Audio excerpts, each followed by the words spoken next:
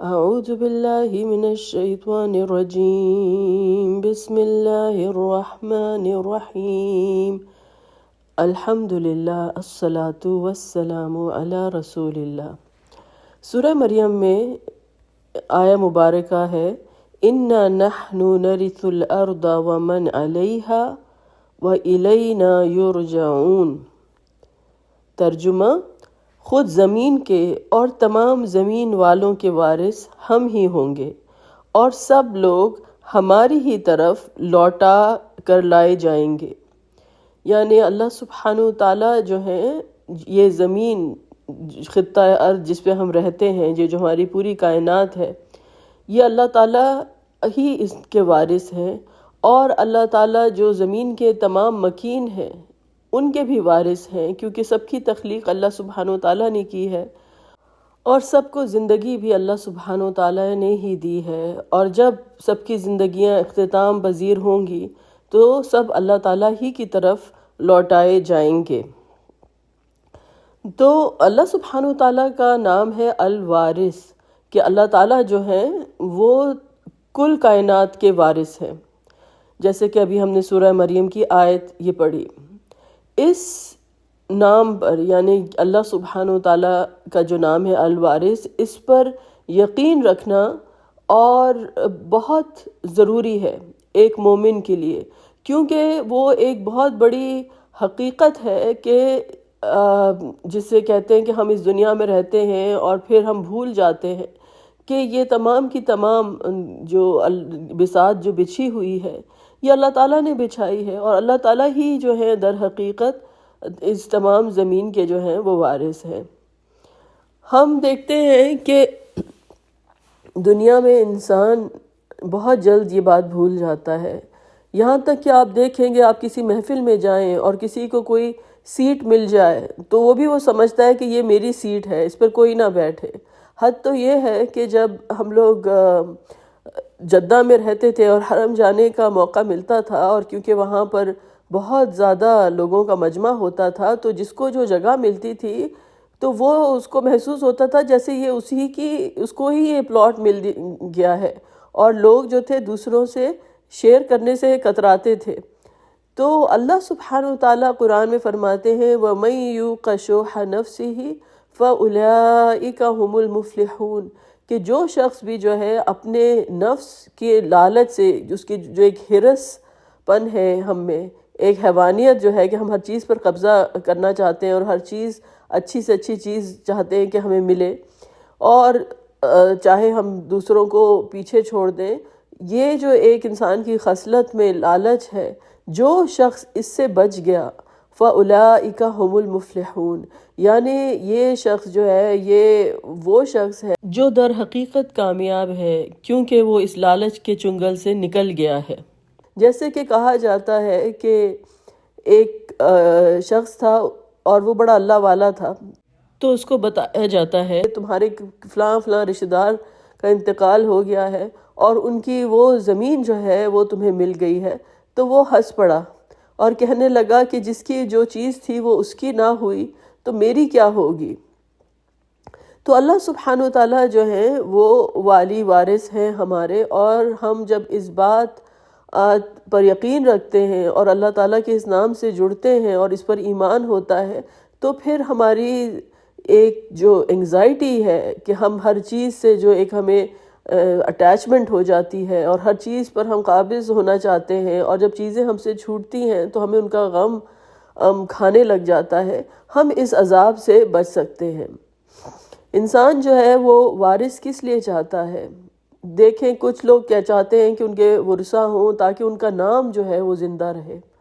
حقیقت یہ ہے کہ نام صرف اسی کا زندہ رہتا ہے جس کا نام اللہ تعالیٰ جو ہے زندہ رکھے۔ جیسے مریم علیہ السلام تھیں، اور مریم علیہ السلام نے کہا کہ کاش میں مر گئی ہوتی، اپنے ان کرب کے لمحات میں کہ جب عیسیٰ علیہ السلام پیدا ہونے والے تھے اور ان کو اس شرمندگی کا خوف تھا کہ جب لوگوں کے پاس جائیں گی تو کیا بتائیں گی کہ یہ کس کا بچہ ہے، یہ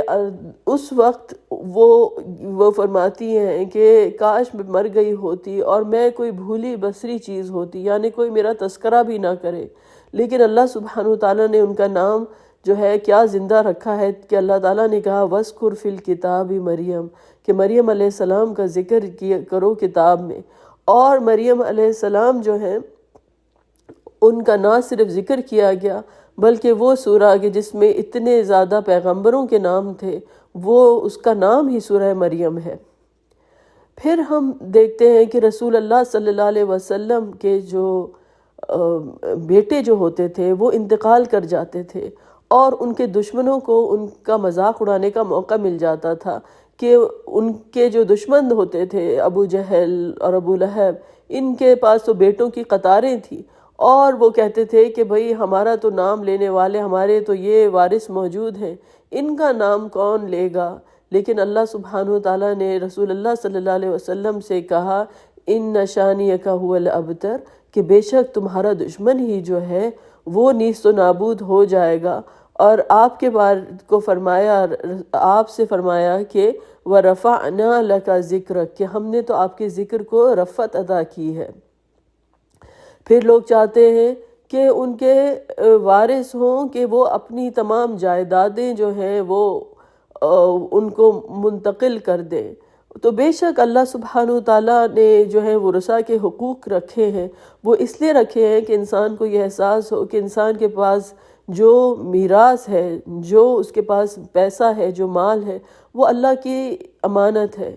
اور اللہ تعالیٰ نے جس طریقے سے اس کو حکم دیا ہے جب اس حساب سے لوگ اپنے ورثہ میں جو ہیں وہ مال تقسیم کرتے ہیں تو پھر وہ اس بات کا اعتراف کرتے ہیں کہ ہم اللہ کی بندگی میں ہیں، اور وَلِلَّهِ مِيرَاثُ السَّمَاوَاتِ وَالْأَرْضِ، اور پھر اللہ سبحانہ وتعالیٰ جو ہے وہ پوچھتے بھی ہیں۔ سورۃ الحدید میں آیت آتی ہے وَمَا لَكُمْ أَلَّا تُنْفِقُوا فِي سَبِيلِ اللَّهِ وَلِلَّهِ مِيرَاثُ السَّمَاوَاتِ وَالْأَرْضِ، کہ تم کو کیا ہوا ہے کہ تم جو ہو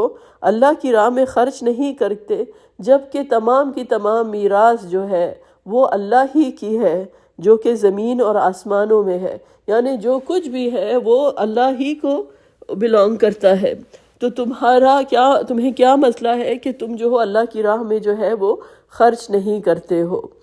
پھر آپ دیکھیں کہ جو ایک اور وجہ جس کی وجہ سے ہم چاہتے ہیں کہ ہمارے ورثہ جو ہیں ہمارے ساتھ ہوں، اور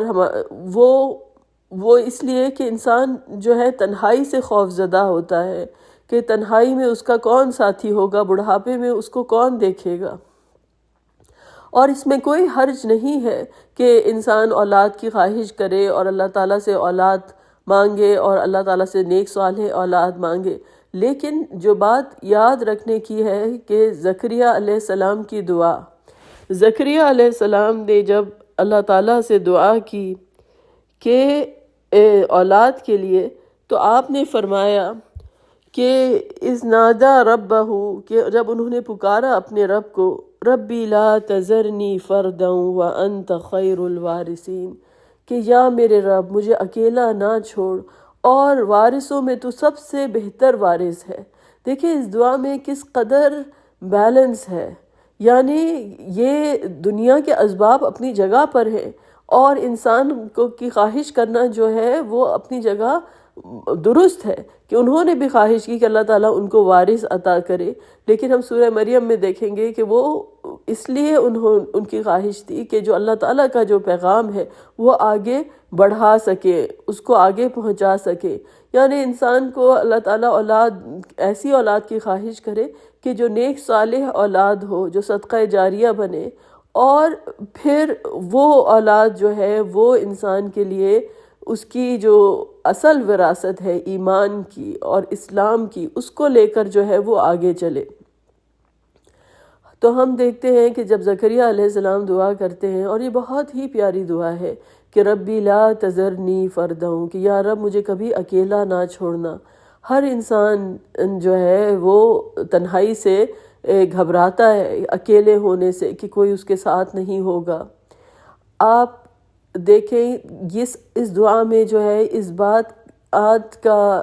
اللہ تعالیٰ سے ایک طرف دعا بھی مانگی جا رہی ہے کہ مجھے آپ اکیلا نہ چھوڑیے، مجھے آپ وارث عطا کیجئے، مجھے چاہنے والے عطا کیجئے، اور پھر یہ بھی کہا وَأَنْتَ خَيْرُ الْوَارِثِينَ کہ سب سے بہتر وارث جو ہیں وہ آپ ہی ہیں۔ تو یہ اللہ سبحانہ وتعالیٰ کا خوبصورت نام ہے الوارث، اور ہم بھی اسی دعا کے ساتھ جو ہے اپنی آج کی بات ختم کرتے ہیں کہ ربی لا تذرنی فردا وانت خیر الوارثین۔ وآخر دعوانا ان الحمد للہ رب العالمین۔